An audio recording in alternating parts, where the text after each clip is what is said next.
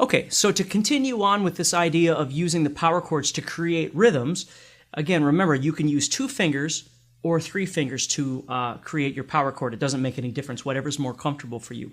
And also remember that you want to use the bottom of your finger to sort of deaden the strings underneath. That way, when you're strumming, you can get a little more aggressive because you're holding the strings you want and you're deadening out the strings you don't want. So instead of being all careful right here, you can just sort of smash through there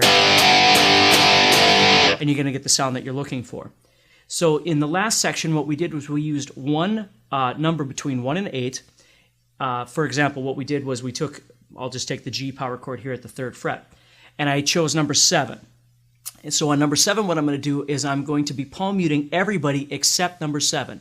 On number 7, I'm releasing to create a strum. So it sounded like this. So 1, 2, 3, 4, 5, 6.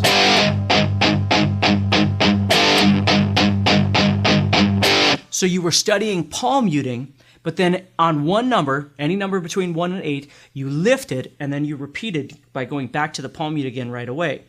The second element of that was our speed. How fast could we do it, or how strong were we able to keep persistently playing it at that tempo? So for instance, if you start off nice and slow, it's just fine. If you're just going, it doesn't make any difference at what speed you're going. The goal is make sure that you're going at a speed that feels comfortable. And you can always refer back to our exercises. We had the 3-minute exercise that we were doing to keep trying to increase the speed and strength of our wrist when we're doing these exercises.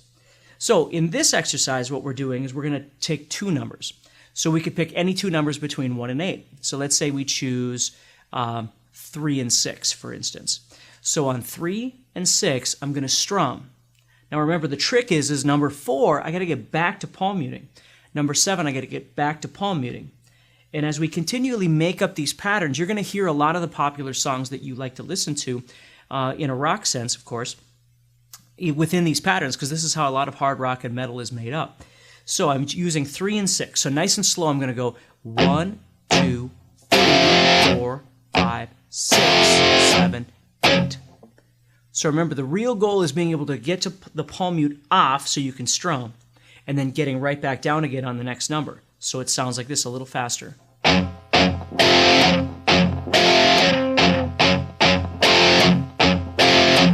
1, 2, 3, 4, 5, 6, 7, 8. 1, 2, 3, 4, 5, 6, 7, 8.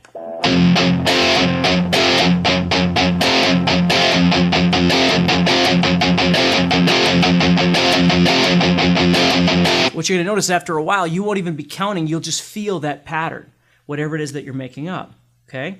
So that's the idea, is using all of these various techniques. We're using visualization of the fretboard, we're using power chords, whether it be 2-finger or 3-finger, we're using the number 8 technique. We're deciding on 2 numbers that we're going to use between 1 and 8, okay?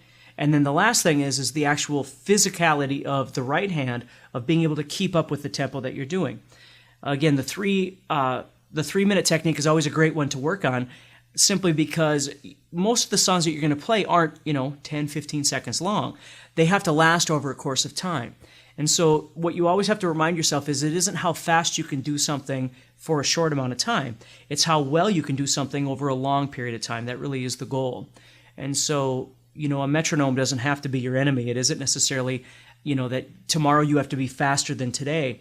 Sometimes it's just about strength. Maybe tomorrow you're going to be stronger than you were today. You're going to be able to do this for a lot longer period of time. But the exercise section in this DVD talks a lot more about all of that sort of thing.